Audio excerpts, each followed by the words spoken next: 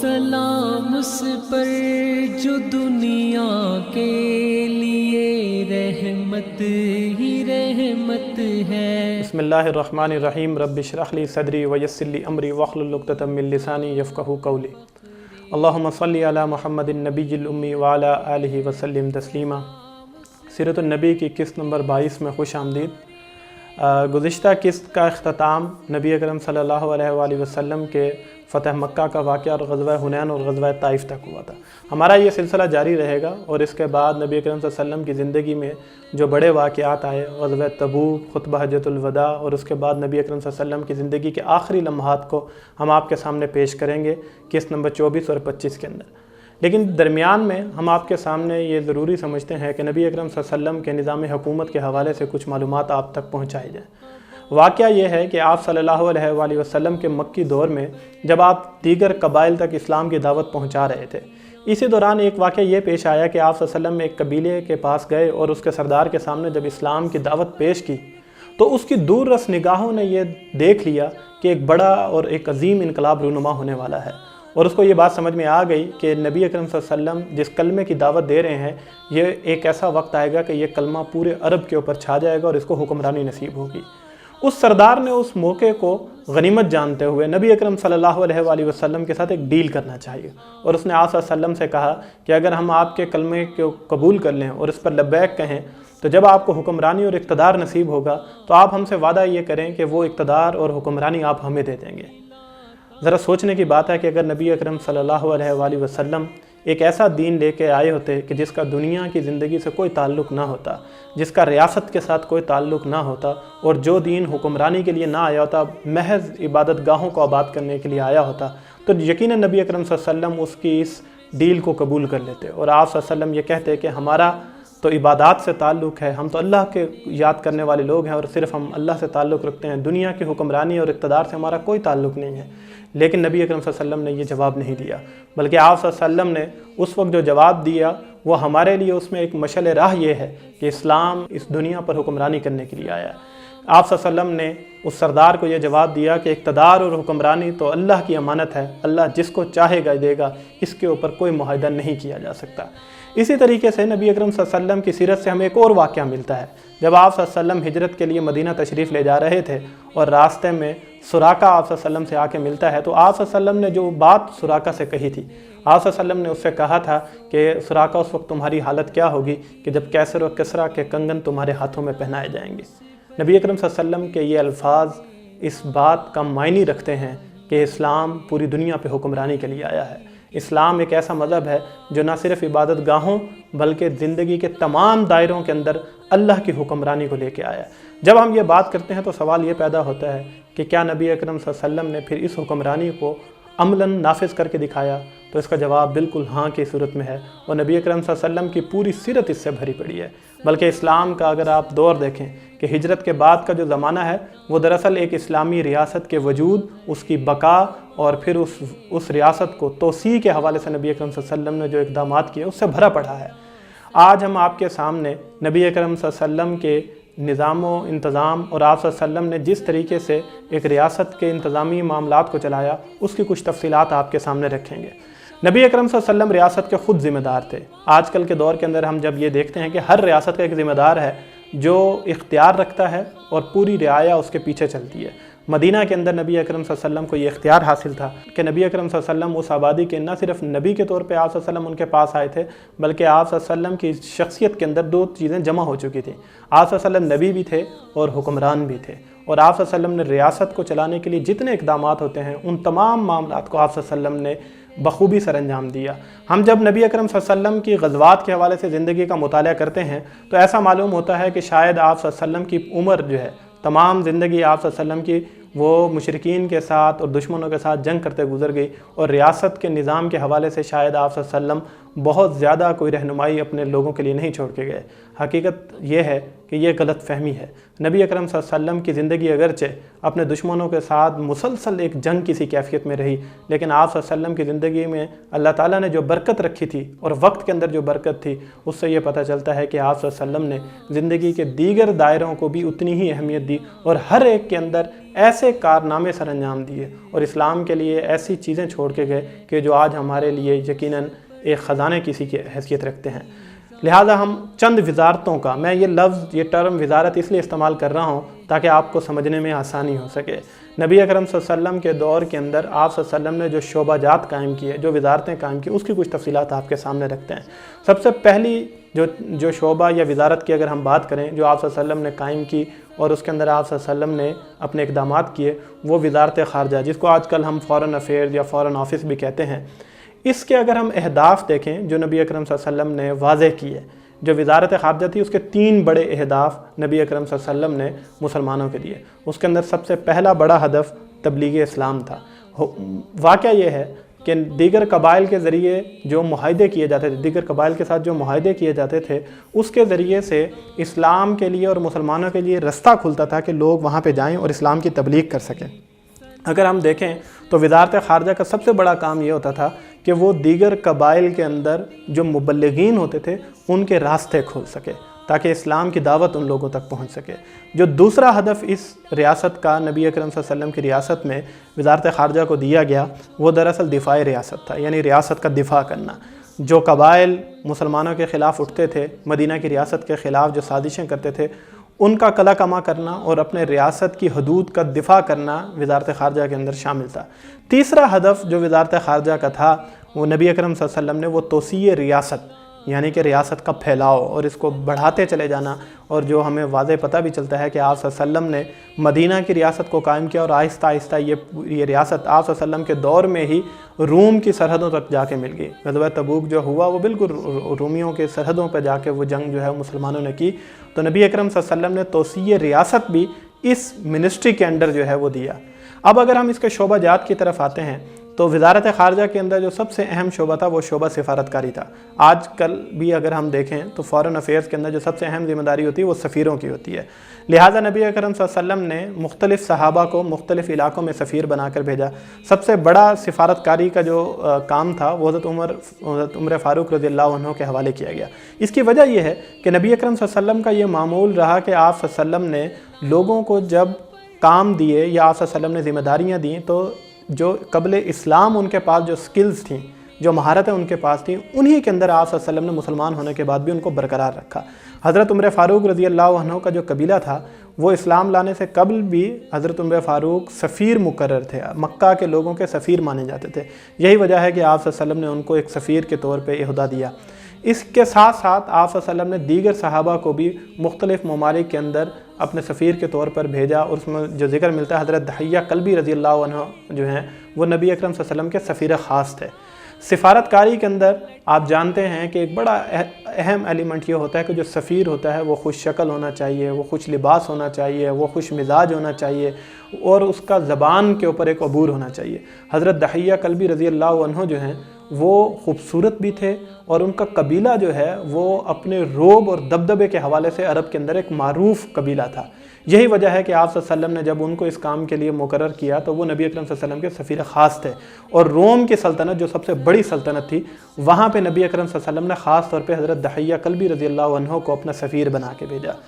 سفارتکاری کے شعبے کے اندر نبی اکرم صلی اللہ علیہ وسلم نے جہاں پہلا کام یہ کیا کہ سفیروں کی تقرری کی، دوسرا کام آپ صلی اللہ علیہ وسلم نے یہ کیا کہ جو خطوط بھیجے جاتے تھے ان کے ساتھ تحائف کا اہتمام کیا۔ آپ اس کو یہ کہہ سکتے ہیں کہ تعلقات کو بہتر بنانے کے لیے، انٹرنیشنل لیول پہ اپنے تعلقات کو بہتر بنانے کے لیے اور ایک دوستی اور امن کا پیغام دلانے کے لیے نبی اکرم صلی اللہ علیہ وسلم نے جو طریقہ کار اختیار کیا وہ تحائف تھے۔ آپ صلی اللہ علیہ وسلم نے لوگوں کو تحائف بھیجیے تاکہ لوگوں کے دل جیتے جا سکیں۔ اسی طریقے سے اس شعبے کے اندر جو تیسرا کام کیا گیا وہ یہ تھا کہ اپنے سفیروں کی حفاظت۔ اگر کوئی ریاست اپنے سفیروں کی حفاظت نہیں کر سکتی تو پھر اس کے سفیر کمزور ہوتے ہیں اور وہ ریاست کمزور ہوتی ہے۔ یہی وجہ ہے کہ آپ صلی اللہ علیہ وسلم نے جہاں پہ اپنے سفیروں کو مقرر کیا وہاں پہ اپنے سفیروں کی حفاظت کے لیے نبی اکرم صلی اللہ علیہ وسلم نے جنگیں بھی کی۔ واقعات میں موجود ہے۔ جنگ موتا کا جو واقعہ ہے وہ بنیادی طور پہ کیوں ہوا تھا؟ نبی اکرم صلی اللہ علیہ وسلم کے ایک سفیر کو شہید کیا گیا تھا، قتل کیا گیا تھا، جس کے جواب میں آپ صلی اللہ علیہ وسلم نے یہ لشکر بھیجا تھا۔ یہ ایک شعبہ تھا جو وزارت خارجہ کے تحت جو ہے وہ چلتا تھا۔ ایک دوسرا شعبہ جس کا ہم ذکر کرنا چاہیں گے وہ تھا شعبہ مراسلات، آپ اس کو ڈاکومنٹیشن کہہ سکتے ہیں۔ نبی اکرم صلی اللہ علیہ وسلم کے دور میں آپ صلی اللہ علیہ وسلم نے آج سے 1400 سال قبل اپنی اس وزارت کے اندر پورا ڈاکومنٹیشن کا ایک نظام مرتب کیا۔ چنانچہ جو خطوط نبی اکرم صلی اللہ علیہ وسلم کی طرف سے دیگر مملکتوں کو یا شاہان عالم کو یا حکمرانوں کو بھیجے جاتے تھے، ان کا ایک ریکارڈ مدینہ کے اندر مرتب کیا جاتا تھا، اور ان کی طرف سے جو جواب آتے تھے ان کو بھی رکھا جاتا تھا، اور یہ خطوط آج بھی موجود ہیں، اور ہم تک ان کی عبارات جو ہیں وہ مختلف تراجم میں آپ کی نظر سے گزرے، ہم نے اس کا اسی سلسلے کے اندر ذکر بھی کیا ہے۔ یہ کام جو ہے نبی اکرم صلی اللہ علیہ وسلم نے اس کی ذمہ داری حضرت زید بن ثابت رضی اللہ عنہ کو اور حضرت علی رضی اللہ عنہ کے حوالے کی تھی۔ یہی وجہ ہے کہ صلح حدیبیہ کا جو معاہدہ ہے وہ حضرت علی رضی اللہ عنہ کے ہاتھوں سے لکھا گیا۔ آپ صلی اللہ علیہ وسلم نے ایک دوسرا کام ڈاکومنٹیشن کا جو شعبہ تھا اس کے اندر کیا گیا، وہ یہ تھا کہ دیگر زبانوں کے اندر تراجم۔ لہٰذا نبی اکرم صلی اللہ علیہ وسلم نے مدینہ کے اندر آپ صلی اللہ علیہ وسلم کے قریب جو یہودی قبائل موجود تھے، جو مدینہ کی سرحد کے اندر جو یہودی قبائل موجود تھے، وہ عبرانی زبان بولتے تھے، لیکن جو باہر قبیلے تھے وہ سریانی زبان بولتے تھے۔ لہٰذا نبی اکرم صلی اللہ علیہ وسلم کو جب کوئی خطوط کا تبادلہ ہوتا تھا تو اس کے لیے کسی یہودی کی مدد لینی پڑتی تھی۔ تو آپ صلی اللہ علیہ وسلم کو یہ اندیشہ ہوا کہ کہیں ایسا نہ ہو کہ کوئی یہودی ہمیں دھوکہ دے دے یا ہمیں الفاظ جو ہے وہ غلط بتائے، تو آپ صلی اللہ علیہ وسلم نے حضرت زید بن ثابت رضی اللہ عنہ کو یہ حکم دیا کہ تم عبرانی اور سریانی زبانیں سیکھ کے آؤ، اور وہ 7 دن کے اندر یہ زبانیں سیکھ کر آئے۔ یہ ایک الگ موضوع ہے کہ 7 دنوں میں کوئی زبان کیسے سیکھی جا سکتی ہے اور یہ واقعہ کیسے ہوا، تفصیلات کا موقع نہیں ہے، وقت کم ہے۔ نبی اکرم صلی اللہ علیہ وسلم نے ڈاکومنٹیشن کے اندر یہ دوسرا بڑا اہم کام آپ صلی اللہ علیہ وسلم نے کیا۔ اس کے بعد خط و کتابت کا سلسلہ جو ہے وہ باقاعدہ کیا گیا، اور لوگوں کے ساتھ رابطے رکھے گئے اور ان کو خطوط بھیجے گئے، اور جو جوابات آتے تھے ان کا باقاعدہ جواب دینے کا ایک وقت متعین تھا، اور نبی اکرم صلی اللہ علیہ وسلم حضرت علی اور حضرت زید بن ثابت رضی اللہ عنہ کے ذریعے سے یہ خطوط لکھوایا کرتے تھے۔ تیسرا شعبہ جو اس وزارت کے اندر کام کرتا تھا، جو سب سے اہم شعبہ آج کے دور میں بھی مانا جاتا ہے، جس کو ہم کہتے ہیں پروٹوکولز، شعبہ مہمانداری بھی ہم اس کو کہہ سکتے ہیں، کہ جب کوئی وفد آئے گا تو اس کو کس طریقے سے ڈیل کیا جائے گا، اس کے پروٹوکولز کا کس طریقے سے خیال رکھا جائے گا۔ تو نبی اکرم صلی اللہ علیہ وسلم نے ایک زمانے تک حضرت بلال رضی اللہ عنہ اس کے ذمہ دار رہے، اس کے بعد حضرت معیقیب رضی اللہ عنہ جو ہیں ان کو ان کا ذمہ دار بنایا گیا اس شعبے کا۔ آپ حضرت معیقیب رضی اللہ عنہ کو چیف پروٹوکول آفیسر بھی کہہ سکتے ہیں۔ ان کا کام کیا تھا؟ ان کا کام بنیادی طور پہ یہ تھا کہ جو وفد آیا کرتے تھے آپ صلی اللہ علیہ وسلم کے پاس، ان کے رہنے سہنے کا، ان کے کھانے پینے کا انتظام کرنا۔ اس کام کو کس طریقے سے پورا کیا جاتا تھا؟ ایک مکان نبی اکرم صلی اللہ علیہ وسلم کے دور میں باقاعدہ اس کے لیے مختص کیا گیا تھا، اس کو دار الکبریٰ کہا جاتا تھا۔ یہ حضرت عبد الرحمن بن عوف رضی اللہ عنہ نے یہ مکان بنایا تھا، اور نبی اکرم صلی اللہ علیہ وسلم کے حکم پہ انہوں نے یہ مکان آپ یہ کہہ سکتے ہیں کہ وزارت خارجہ کے حوالے کر دیا، اور اس مکان کے اندر جو ہے وہ جو وفود آتے تھے، جو مہمان آتے تھے، ان کو ٹھہرایا جاتا تھا۔ ایک دوسرا بڑا گھر، دار الکبریٰ نسبتاً چھوٹا گھر تھا، ایک دوسرا بڑا گھر جو اس کام کے لیے استعمال کیا جاتا تھا، جو باقاعدہ اسی کام کے لیے ڈیڈیکیٹ کیا گیا تھا، وقف کیا گیا تھا، اور اس کے اندر یہی وفود آ کے ٹھہرا کرتے تھے۔ وہ گھر رملہ بنت حارث جو ہیں ان کا گھر تھا۔ آپ اس گھر کو آج کے اگر ہم لحاظ سے دیکھیں تو وہ بنیادی طور پہ ایک بڑی حویلی تھی، اور اس کے اندر چھوٹے چھوٹے کوارٹرز بنے ہوئے تھے کافی سارے، اور یہ ایک بہت بڑا گھر تھا، اور اس کے اندر کھجور کے درخت لگے ہوئے تھے۔ تو جو بڑے وفد آتے تھے ان کو وہاں پہ ٹھہرایا جاتا تھا۔ نبی اکرم صلی اللہ علیہ وسلم کے دور میں ایک بڑا وفد ایسا بھی آیا کہ جس کے اندر روایات کے اندر موجود ہے کہ 400 کے قریب لوگ اس وفد کے اندر شامل تھے۔ وہ تمام کے تمام رملہ بنت حارث کا جو گھر تھا وہاں پہ ان کو ٹھہرایا گیا، اور یہاں پہ ایک مطبخ کا نظام بھی پورا، جس کو ہم میس کا سسٹم کہتے ہیں، یعنی کھانے پینے کا پورا ایک نظام موجود تھا، اور اس کا بھی ایک ذمہ دار تھا۔ ایسا نہیں تھا کہ جب کوئی مہمان آ جاتے تھے تو ایک دم سے کوئی پریشانی ہوتی تھی کہ اب کہاں سے کھانا آئے گا اور کس طریقے سے انتظام کیا جائے گا۔ باقاعدہ ترتیب سے ایک نبی اکرم صلی اللہ علیہ وسلم نے اس کے لیے ایک نظام بنایا۔ حضرت مغیرہ بن شعبہ رضی اللہ عنہ جو ہیں وہ اس کے ذمہ دار تھے، اور میس کے لیے جو کھانا تھا وہ بھی ایک مختص تھا۔ دن کے وقت ایک وقت کا جو کھانا تھا وہ دودھ اور روٹی کی صورت میں دیا جاتا تھا، اور دوسرے وقت کا کھانا جو ہے وہ گوشت اور گھی کی صورت میں جو مہمان ہوتے تھے ان کی مہمان نوازی کی جاتی تھی۔ تو اس طریقے سے نبی اکرم صلی اللہ علیہ وسلم کے پاس جو مہمان آتے تھے ان کو بہترین انداز میں ڈیل کیا جاتا تھا، جس سے ان کے دل خوش ہوتے تھے، ان کو محسوس ہوتا تھا کہ ہم ایک ایسی ریاست کے اندر آئے ہیں، یہ کوئی قبائلی قسم کی کوئی ریاست نہیں ہے بلکہ ایک منظم ریاست ہے جہاں پہ ہم اس وقت موجود ہیں۔ आखिरी शोबा, चौथा शोबा जो इस वजारत के तहत था, जो आज कल भी बड़ा अहम है, उसको हम कहते हैं बैनुल अक़वामी क़वानीन। बैनुल अक़वामी क़वानीन किसी भी वजारत ख़ारजा का, किसी भी मुल्क के लिए आज के दौर में सबसे अहम होते हैं, क्योंकि ये वो क़वानीन होते हैं कि जिसकी बुनियाद पे आपके किसी दूसरे मुल्क के साथ ताल्लुकात बिगड़ते हैं या ठीक रहते हैं। आप सल्लल्लाहु अलैहि वसल्लम ने उस दौर में, आज से 1400 साल कबल, जो बैनुल अक़वामी क़वानीन के अंदर जो आप सल्लल्लाहु अलैहि वसल्लम ने चीज़ें मुतारिफ़ करवाईं, वो आज इंटरनेशनल ह्यूमैनिटेरियन लॉ का हिस्सा हैं। यानी नबी अकरम सल्लल्लाहु अलैहि वसल्लम ने उस दौर के अंदर वो चीज़ें दी जिनके ऊपर आज बहस हो रही है। आजकल की सबसे बड़ी बहस बैनुल अक़वामी क़वानीन के अंदर ये है कि जंग अगर हो जाती है तो उस सूरत में ज़ख्मियों का क्या किया जाएगा, कैदियों का क्या किया जाएगा, लोगों की अमलाक का क्या होगा, जो लोग जंग के अंदर शामिल नहीं हैं उनके साथ किस तरीके से डील किया जाएगा। ये सारी चीज़ें जिनके ऊपर आप ख़बरें भी सुना करते हैं। लेकिन आप देखिए, ज़रा अंदाज़ा कीजिए कि आप सल्लल्लाहु अलैहि वसल्लम ने मुसलमानों को आज से 1400 साल कबल ये तमाम कवानीन दे दिए। लिहाजा आप सल्लल्लाहु अलैहि वसल्लम ने फरमाया कि तुम जंग के अंदर किसी ज़ख्मी को कत्ल ना करो। आप सल्लल्लाहु अलैहि वसल्लम ने फरमाया कि कैदी को पकड़ने के बाद जो है वो कत्ल ना किया जाए। इसी तरीके से आप सल्लल्लाहु अलैहि वसल्लम ने अपने सहाबा को जब किसी जंग पर रवाना किया तो उनको मना फरमाया कि तुम वहाँ के जंगलात को, दरख्तों को आग नहीं लगाओगे। और आप सल्लल्लाहु अलैहि वसल्लम ने मना फरमाया कि तुम किसी बूढ़े को, किसी औरत को, किसी बच्चे को कत्ल नहीं करोगे, ऐसे शख्स को भी कत्ल नहीं करोगे जो अपने आप को तुम्हारे हवाले कर दे या जंग के अंदर शामिल ना हो। ये वो कवानीन है जो आज इंटरनेशनल ह्यूमैनिटेरियन लॉ के अंदर अगर आप जाके देखें तो शिक नंबर 1, 2, 3 के अंदर आपको ये चीज़ें वहाँ पे मिल जाएंगी। और नबी अकरम सल्लल्लाहु अलैहि वसल्लम ने आज से 1400 साल कबल मुसलमानों को ये तमाम हिदायत दी थी। तो ये एक छोटा सा ओवरव्यू मैंने आपके सामने रखा है कि फॉरेन अफेयर्स की जो मिनिस्ट्री थी वो किस तरीके से मदीना की रियासत के अंदर काम करती थी। अब दूसरा जिसका मैं आपके सामने जिक्र करना चाहूँगा, जो स्टेट का सबसे अहम शोबा होता है, और उसको हम कहते हैं वजारत दिफा या डिफेंस मिनिस्ट्री। डिफेंस मिनिस्ट्री क्या अहम काम क्या होता है कि रियासत की हदूद का तहफ़्फ़ुज़ करना और रियासत के दोस्तों की भी हिफाजत करना और रियासत के दुश्मनों का मुकाबला करना। नबी अकरम सल्लल्लाहु अलैहि वसल्लम ने इन दोनों हवालों से ज़बरदस्त किस्म के इक़दाम किए। यानी दुश्मनों के ख़िलाफ़ तो जिस तरीके से आप सल्लल्लाहु अलैहि वसल्लम खड़े हुए उसकी पूरी तफसीलात मैंने पिछली तमाम किस्तों में आपके सामने रखे हैं। लेकिन जो फ़तह मक्का का वाक़या है कि आप देखें कि एक रियासत अपने दोस्तों के साथ किस तरीके से खड़ी होती है, एक मुआहदे को निभाने के लिए किस तरीके से स्टैंड लेती है। नबी अकरम सल्लल्लाहु अलैहि वसल्लम ने उसकी मिसाल कायम की कि फ़तह मक्का बुनियादी तौर पर क्यों हुआ था। बनी बकर वो कबीला था जिसने मुशरिकीन के साथ जाके मुआहदा किया था, और बनु खुज़ा वो था कि जो नबी अकरम सल्लल्लाहु अलैहि वसल्लम के साथ मुआहदे में थे। बनी बकर ने जब बनु खुज़ा पे हमला किया तो बनु खुज़ा ने नबी अकरम सल्लल्लाहु अलैहि वसल्लम से मदद मांगी, और मुआहदे के रूह से नबी अकरम सल्लल्लाहु अलैहि वसल्लम ने उनके साथ अपनी मदद का वादा पूरा किया और आप सल्लल्लाहु अलैहि वसल्लम बनु खुज़ा के साथ खड़े हो गए। ये वो अमल है जो आप सल्लल्लाहु अलैहि वसल्लम ने उस मौके पे मुसलमानों के लिए मिसाल कायम की कि तुम अपने दोस्तों की भी किस तरीके से हिफाजत करोगे। अगर हम इसके शोबाजात की तरफ आएँ तो सबसे पहला तो इसके अंदर जो शोबा आता है वजारत दिफा के अंदर, ये डिफेंस मिनिस्ट्री के अंदर, वो होती है फ़ौज का एक इंतज़ाम, बाकायदा फ़ौज। जब हम ग़ज़वात की सूरत हाल पढ़ते हैं तो ऐसा नहीं था कि नबी अकरम सल्लल्लाहु अलैहि वसल्लम को जैसे ही कोई जंग पेश आती थी तो आप सल्लल्लाहु अलैहि वसल्लम ऐलान करते थे और कोई हजूम जमा हो जाता था। ऐसा बिल्कुल नहीं था, एक बाकायदा फ़ौज थी और इसका हमें बाकायदा रेफरेंस मिलते हैं, हवाले मिलते हैं। यानी आप तारीख़ की किताबों में जाके पढ़ते हैं, आप लोगों की नज़र से ये अल्फाज गुजरे होंगे या आपने ज़रूर सुने होंगे कि सहाबा कहते थे कि मेरा नाम जो है वो फ़लाँ ग़ज़वा में लिखा जा चुका है। इसका क्या मतलब था? इसका मतलब ये था कि जब नबी अकरम सल्लल्लाहु अलैहि वसल्लम ने मदीना की रियासत बनाई तो आप सल्लल्लाहु अलैहि वसल्लम ने वहाँ पर बाकायदा मरदमशुमारी करवाई, कितने ख़वातीन मौजूद हैं, कितने बच्चे मौजूद हैं, कितने नौजवान लोग हैं, कितने बूढ़े लोग हैं, इसकी बाकायदा फ़हरिस्तें बनी।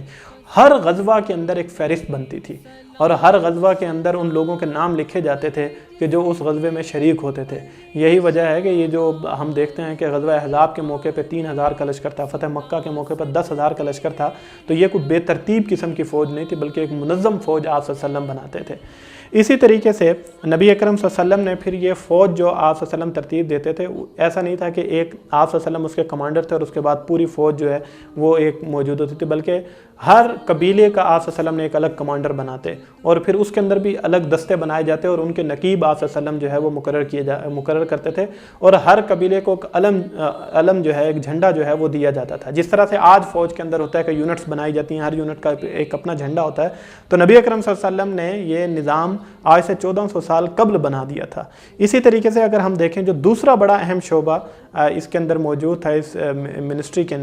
तहत, वो था जंगी साजो सामान का। یعنی ایک فوج جو ہے وہ ظاہر ہے جب جنگ کرے گی تو اس کو اس اسلحے کی ضرورت ہوگی، صرف آپ لوگوں کے ساتھ تو جنگ نہیں جیت سکتے، آپ کو ایک اچھے اسلحے کی ضرورت ہوتی ہے۔ نبی اکرم صلی اللہ علیہ وسلم نے اپنے دور کے اندر جو ایک اس وقت کی اگر ہم جنگوں کو دیکھیں تو اس میں دو قسم کے اسلحے استعمال ہوتے تھے۔ ایک اسلحہ تو وہ تھا جو ذاتی اسلحہ ہوتا تھا، ہر سپاہی کے پاس اپنی ایک تلوار ہوتی تھی، کوئی نیزہ ہوتا تھا، خنجر ہوتا تھا، یا ڈھال ہوتی تھی، یا تیر اور میان ہوتے تھے، تو یہ ان لوگوں کے پاس اپنی صلاحیتوں کے مطابق ہر ایک کے پاس موجود ہوتا تھا۔ لیکن ریاست کے پاس بھی نبی اکرم صلی اللہ علیہ وسلم نے ریاستی طور پر بھی اس کا انتظام کیا، لہذا مال غنیمت کے اندر جو اسلحہ جمع ہوتا تھا وہ وہاں پہ جمع رہتا تھا، اور جن لوگوں کے پاس جنگ کے دوران پھر اسلحہ نہیں ہوتا تھا ان کو وہاں سے دیا جاتا تھا۔ لیکن اس کے علاوہ نبی اکرم صلی اللہ علیہ وسلم نے اپنی فوج کو طاقتور بنانے کے لیے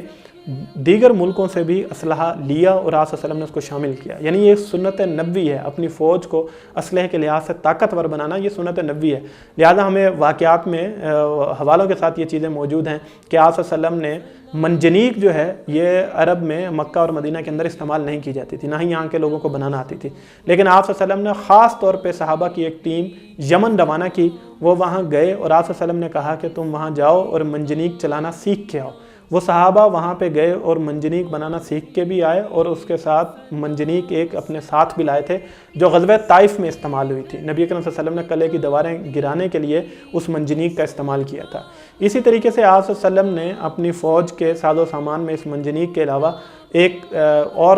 چیز جو شامل کی، اس کو دبابہ کہا جاتا ہے۔ دبابہ آج کے دور میں جو ہے وہ عربی میں ٹینک کو بھی کہا جاتا ہے، آپ اس کو اس دور کی بختر بند گاڑی کہہ سکتے ہیں۔ وہ تیر نیزے کا زمانہ تھا، تو یہ ایک ایسی سواری ہوتی تھی کہ جس کے اوپر چھت جو ہے وہ لکڑی اور لوہے کی بنی ہوتی تھی، اور اس کے نیچے 3 یا 4 سپاہی موجود ہوتے تھے جن کے اوپر تیر ان کو تو نہیں لگ سکتے تھے کیونکہ ان کے اوپر جو ہے وہ لوہے کی یا لکڑی کی چھت ہوتی تھی، لیکن وہ تیر اگر کسی کو مارے تو وہ جا سکتا تھا۔ آپ صلی اللہ علیہ وسلم نے اس کو بھی اپنی فوج کے ساز و سامان کے اندر جو ہے وہ شامل کیا، اور مسلمانوں نے اس کا استعمال کیا۔ آخری چیز جو سب سے بڑی اور اہم چیز تھی وہ انٹیلیجنس کا نظام تھا۔ نبی اکرم صلی اللہ علیہ وسلم نے زبردست قسم کا انٹیلیجنس کا نظام قائم کیا، اور آپ صلی اللہ علیہ وسلم کے جاسوس آپ صلی اللہ علیہ وسلم کو بر وقت خبریں دینے کے حوالے سے اس لحاظ سے دوسروں کے اوپر وہ فوقیت رکھتے تھے۔ بہت سارے غزوات کا اگر آپ وار اسٹریٹجی سے اگر آپ ان کا موازنہ معائنہ کریں گے اور ان کا تجزیہ کریں گے تو آپ کو پتہ چلے گا اس کے اندر کی فیچر جو تھا یا مسلمانوں نے جو پاسا پلٹ دیا وہ بیسیکلی اس وقت تھا جب مسلمانوں کو بر وقت کسی چیز کی اطلاع ملی۔ یعنی اگر آپ دیکھیں جناب ابو سفیان جو ہیں وہ جب ابھی مسلمان نہیں ہوئے تھے اور غزوہ بدر سے پہلے ان کا لشکر جو آ رہا تھا، نبی اکرم صلی اللہ علیہ وسلم نے ان کی لشکر کی واپسی سے پہلے ہی حضرت سعید بن زید رضی اللہ عنہ کو ایک خاص پہاڑی کے مقام پہ جو ہے آپ صلی اللہ علیہ وسلم نے معمور کر دیا، ان کے ساتھ ایک اور صحابی موجود تھے، اور آپ صلی اللہ علیہ وسلم نے کہا کہ جیسے ہی تم خبر پاؤ تو اس طریقے سے نکلنا کہ تمہاری خبر جو ہے وہ تمہیں دیکھ نہ سکیں۔ تو انہوں نے جو ہے نبی اکرم صلی اللہ علیہ وسلم کو اس لشکر کی آمد کی اطلاع دی۔ میں جاسوسوں کے حوالے سے یہ ذکر کرتا چلوں کہ آپ صلی اللہ علیہ وسلم نے کچھ لوگوں کو تو باقاعدہ کچھ علاقوں کے اندر معمور کیا ہوا تھا کہ ان کا کام یہ تھا کہ وہاں سے خبریں نبی اکرم صلی اللہ علیہ وسلم تک پہنچانا۔ لہذا حضرت عباس رضی اللہ عنہ جو ہیں یہ مسلمان ہو چکے تھے، لیکن فتح مکہ تک یہ رہے مکہ میں ہی، اور نبی اکرم صلی اللہ علیہ وسلم تک اطلاعات پہنچاتے رہے۔ غزوہ احزاب کے اندر جو لشکر نکلا تھا آپ صلی اللہ علیہ وسلم تک اس کی اطلاع پہلے پہنچ چکی تھی، اور وہ اطلاع حضرت عباس رضی اللہ عنہ کے ذریعے سے نبی اکرم صلی اللہ علیہ وسلم کو بھیجی گئی۔ اسی طریقے سے آپ صلی اللہ علیہ وسلم نے بعض اوقات ایسا بھی کیا کہ اپنے صحابہ کو جس طرح جاسوسوں کا آج بھی آپ کہانیاں سنتے ہیں اور اپنے سامنے حقیقت میں بھی یہ مناظر جو ہے وہ دیکھتے ہیں کہ وہ روپ بدلتے ہیں اور اپنی شناخت چھپاتے ہیں اور یہ چیزیں، تو آپ صلی اللہ علیہ وسلم نے حضرت نعیم بن مسعود رضی اللہ عنہ کے حوالے سے جو واقعہ تھا کہ غزوہ احزاب میں کس طریقے سے انہوں نے اپنی شناخت کو مشرکین سے اور یہودیوں سے چھپایا، اور پھر دونوں کو ایک دوسرے سے لڑوا کے مسلمانوں پر ان کے حملے کو انہوں نے مؤخر کر دیا، یعنی ان کا وہ حملہ ہونے والا تھا، یہاں تک کہ حضرت نعیم بن مسعود آئے اور انہوں نے رضی اللہ عنہ اور انہوں نے نبی اکرم صلی اللہ علیہ وسلم سے اپنے اظہار کیا کہ میں مسلمان ہوں لیکن کسی کو علم نہیں ہے، تو آپ صلی اللہ علیہ وسلم نے ان کے ذمے پھر یہ مشن لگایا، اور وہ پہلے مشرکین کے پاس گئے، ان کو بدل کیا یہودیوں کے حوالے سے، پھر یہودیوں کے پاس گئے اور ان کو بدل کیا مشرکین کے حوالے سے۔ تو اس طرح سے آپ صلی اللہ علیہ وسلم نے ایک زبردست قسم کا انٹیلیجنس کا نظام بھی اپنی ریاست کے اندر جو ہے وہ وضع کیا ہوا تھا، اور وہ نبی اکرم صلی اللہ علیہ وسلم کے کئی پہلو ہیں اس حوالے سے۔ یعنی آپ صلی اللہ علیہ وسلم جب جنگ کے اندر نکلا کرتے تھے غزوہ کے لیے تو یہ بھی ایک انٹیلیجنس کی اسٹریٹجی تھی آپ صلی اللہ علیہ وسلم کی کہ آپ صلی اللہ علیہ وسلم نے جس جگہ پہ جا کے جنگ کرنی ہوتی تھی ڈائریکٹ اس طرف کا راستہ اختیار نہیں کرتے تھے، بلکہ آپ صلی اللہ علیہ وسلم اپنے لشکر کو لے کے مخالف سمت میں نکلتے تھے، اور جب پھر شہر سے باہر آ جاتے تھے اور یہ اطمینان ہو جاتا تھا کہ اب یہاں سے اطلاع कहीं नहीं जा सकती, तो फिर आप सल्लम अपने लश्कर का रुख जो है वो मोड़ दिया करते थे। तो ये आप सल्लम का इंटेलिजेंस के हवाले से कुछ चीज़ें मैंने आप लोगों के सामने रखी हैं। इसी तरीके से अब अगर हम आज की किस्त में जो आखिरी जिस चीज़ का जो है वो जिक्र करना चाहेंगे वो नबी अकरम सल्लल्लाहु अलैहि वसल्लम का अदालती निज़ाम है कि कोर्ट सिस्टम किस तरीके से मौजूद था। आज हम देखते हैं कि किसी भी इंसानी मुआशरे का, रियासत का इस्तेहकाम जो है वो वहाँ पे इस बुनियाद पे होता है कि वहाँ इंसाफ मौजूद है या नहीं। तो नबी अकरम सल्लल्लाहु अलैहि वसल्लम में अगर आप नबी अकरम सल्लल्लाहु अलैहि वसल्लम के दौर में अगर आप ये जानना चाहें कि सुप्रीम कोर्ट थी या नहीं थी, तो बिल्कुल थी, लेकिन वो सुप्रीम कोर्ट नबी अकरम सल्लल्लाहु अलैहि वसल्लम की ज़ात थी। आप सल्लल्लाहु अलैहि वसल्लम को ख़ुद ये इख्तियार हासिल था, फ़ैसले का आखिरी इख्तियार नबी अकरम सल्लल्लाहु अलैहि वसल्लम के पास था। ये अल्फाज जो मैं कह रहा हूँ ये महज कोई जज्बाती अल्फाज नहीं है, बल्कि आप यहूदियों के साथ जो मुआहिदा नबी अकरम सल्लल्लाहु अलैहि वसल्लम ने किया उसकी जाके शराइत को पढ़ें, उसके अंदर लिखा हुआ है कि फ़ैसले का आखिरी इख्तियार नबी अकरम सल्लल्लाहु अलैहि वसल्लम को होगा। तो यही वजह है कि हम उनको सुप्रीम कोर्ट कह सकते हैं, मतलब आखिरी फ़ैसले का इख्तियार आप सल्लल्लाहु अलैहि वसल्लम के पास मौजूद था। इसके अलावा नबी अकरम सल्लल्लाहु अलैहि वसल्लम ने जो फ़ैसले किए, मतलब अगर हम देखें कि ये सुप्रीम कोर्ट अपने डिसीजन कैसे कर रही है, तो वो वही की रोशनी में थे। नबी अकरम सल्लल्लाहु अलैहि वसल्लम पर वही नाजिल होती और अल्लाह ताला जो नबी अकरम सल्लल्लाहु अलैहि वसल्लम को हिदायत देते, आप सल्लल्लाहु अलैहि वसल्लम उसी हवाले से लोगों के दरमियान फ़ैसले किया करते थे। अच्छा, इस हवाले से एक और चीज़ नबी अकरम सल्लल्लाहु अलैहि वसल्लम के मैंने कई दफ़ा जिक्र किया कि आप सल्लल्लाहु अलैहि वसल्लम ने मुशावरत की और फिर बाद औक़ात आप सल्लल्लाहु अलैहि वसल्लम ने सहाबा के कहने पर अपनी राय को बदला भी सही। लेकिन ये याद रखिएगा कि नबी अकरम सल्लल्लाहु अलैहि वसल्लम ने अपनी ज़िंदगी में मुशावरत और फ़ैसले को दो जुदागाना चीज़ें रखी, यानी मुशावरत एक अलग चीज़ थी, फ़ैसला एक अलग चीज़ है। नबी अकरम सल्लल्लाहु अलैहि वसल्लम का फ़ैसला कभी भी नहीं बदला जा सका। अलबत्ता यह है कि नबी अकरम सल्लल्लाहु अलैहि वसल्लम ने सहाबा से जब किसी बात पे मुशावरत मांगी तो वहाँ पे आप सल्लल्लाहु अलैहि वसल्लम ने सहाबा की एक अच्छी राय को पसंद करते हुए उस रस्ते को इख्तियार भी किया। इसी तरह से आप सल्लल्लाहु अलैहि वसल्लम की जो फ़ैसले थे वो आज भी तारीख़ का हिस्सा हैं और बाकायदा इस हवाले से किताबें मौजूद हैं। कदीम किताब जो है वो क़ज़ियतुर रसूल के नाम से जो है वो मारूफ़ है, जिसके अंदर आप सल्लल्लाहु अलैहि वसल्लम की ज़िंदगी में जितने आप सल्लल्लाहु अलैहि वसल्लम ने फ़ैसले किए थे, जो यानी लोगों के बाहमी तनाज़ात थे, उनके जो फ़ैसले हैं वो उस किताब के अंदर मौजूद हैं और वो हमें ये साबित करते हैं कि आप सल्लल्लाहु अलैहि वसल्लम के दौर के अंदर जो एक अदालती निज़ाम था वो कितना मुअस्सर था। इसके साथ जो दूसरा शोबा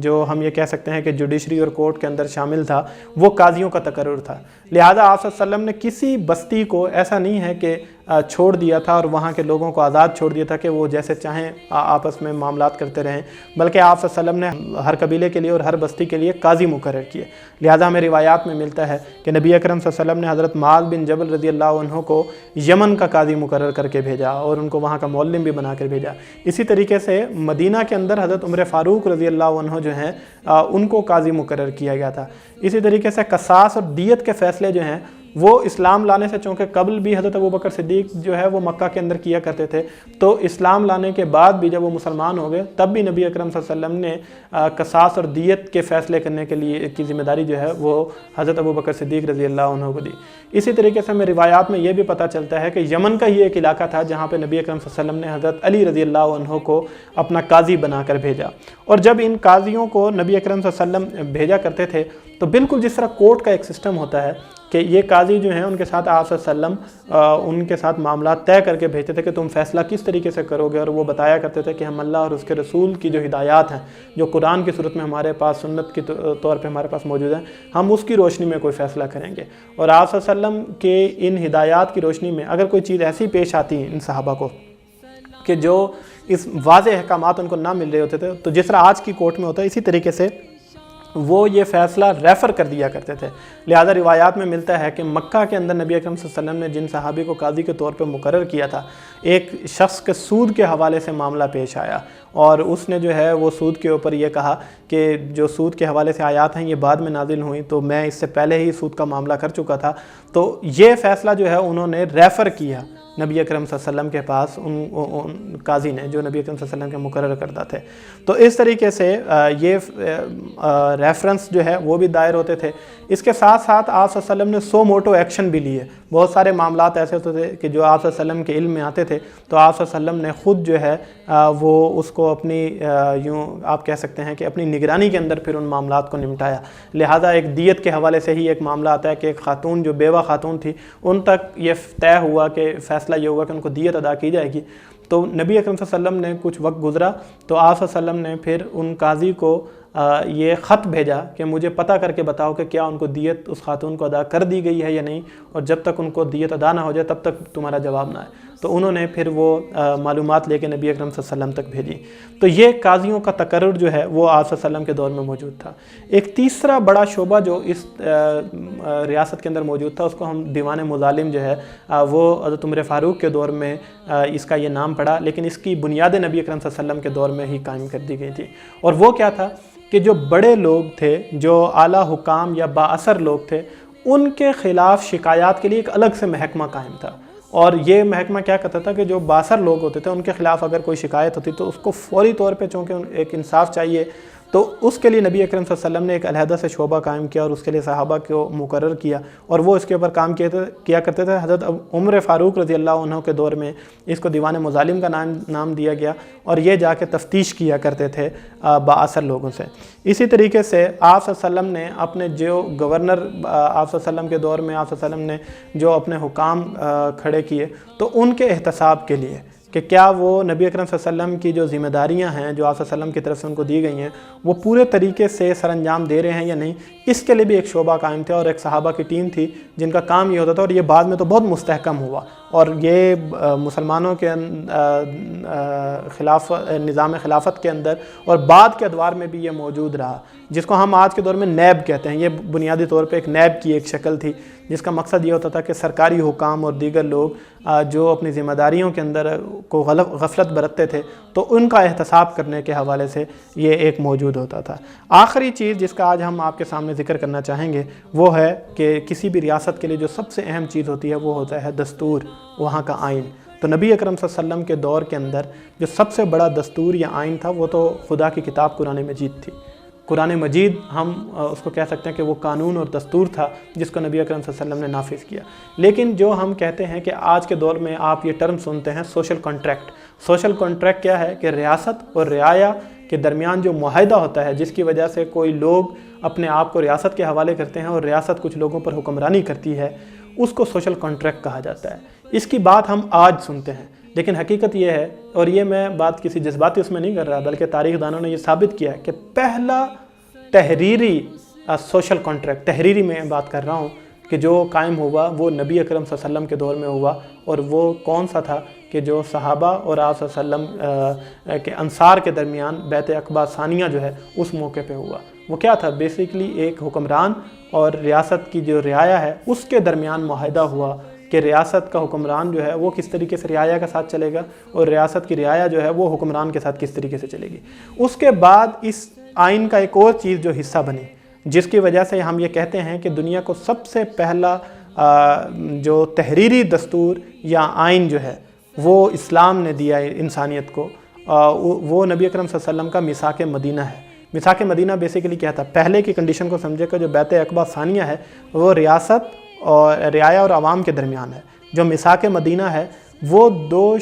مختلف قسم کے جو شہریتوں کے لوگ تھے ان کے درمیان جو معاہدہ تھا اس کو میثاق مدینہ کہا جاتا ہے، کہ یعنی شہریوں کا آپس میں کس طریقے سے رہن سہن ہوگا، ان کے باہمی حقوق کیا ہوں گے، وہ کس طریقے سے چلیں گے، اور اس کو باقاعدہ تحریر کیا گیا، اور اس کی 47 یا 52 دفعات ہیں، اور اگر ہم اس کے اندر دیکھیں کہ کیا کیا چیزیں شامل تھیں، آپ اس کو کبھی پڑھیں کہ تمام مسلمانوں کو ایک شہری کی حیثیت دی گئی، غیر مسلم قبائل جو ہیں وہ یہودی بھی اس کا حصہ بنے لیکن ان کی شرائط الگ تھیں، یعنی ریاست کے اندر جو ہے بنیادی انسانی حقوق میں تو سب کو مساوی قرار دیا گیا، لیکن ریاست کے اہم ستون بہرحال وہی کہلائے جنہوں نے اللہ اور اس کے رسول صلی اللہ علیہ وسلم کے آگے گردن جھکائی تھی۔ اسی طریقے سے فیصلوں کا آخری اختیار جو ہے وہ اللہ اور اس کے رسول صلی اللہ علیہ وسلم کو دیا گیا۔ ہم اس لحاظ سے یہ کہہ سکتے ہیں کہ یہ کامن ویلتھ تھی، ہر قبیلہ اپنی جگہ پہ خود مختار بھی تھا اور اس کے نقیب بھی مقرر کیے گئے تھے، لیکن وہ جواب دہ تھا مدینہ کی ریاست کو۔ تو کل کی جو کلاس ہے انشاءاللہ اس کے اندر ہم آپ کے سامنے نبی اکرم صلی اللہ علیہ وسلم کے دور میں وزارت تعلیم کس طریقے سے کام کرتی تھی، آپ صلی اللہ علیہ وسلم نے جو لوگوں کے مکانات تھے، گلیاں تھیں، اس کو بہتر بنانے کے لیے کیا اقدامات کیے۔ اسی طریقے سے ہم کچھ جہاد اور غزوات کے حوالے سے بھی کچھ سوالوں کے جواب آپ کے سامنے رکھیں گے۔ کتنی جنگیں آپ صلی اللہ علیہ وسلم نے لڑیں، کتنے لوگ ٹوٹل نبی اکرم صلی اللہ علیہ وسلم کی غزوات کی وجہ سے ان کی جان جو ہے وہ گئی۔ ہم ان تمام سوالوں کے جواب کل کی نشست میں آپ کے سامنے رکھیں گے۔ اللہ تعالیٰ سے دعا ہے کہ جو کچھ آج ہم نے سنا ہے اس سے ہمیں سبق سیکھنے کی توفیق عطا فرمائے۔ حقیقت یہ ہے کہ نبی اکرم صلی اللہ علیہ وسلم کی زندگی میں ایک معمولی انسان کے کے لیے بھی بہت کچھ سیکھنے کے لیے ہے، اور ایک حکمران کے لیے، ایک جرنیل کے لیے، ایک قاضی کے لیے، ایک معیشت دان کے لیے، ہر ایک کے لیے نبی اکرم صلی اللہ علیہ وسلم کی زندگی کے اندر سبق موجود ہے۔ ضرورت اس بات کی ہے کہ اس کو تلاشا جائے اور اپنی زندگی میں اس پر عمل کیا جائے۔ وآخر دعوانا الحمدللہ رب العالمین۔ کہ جس نے گالیاں سن کر دعائیں دی، سلام اس پر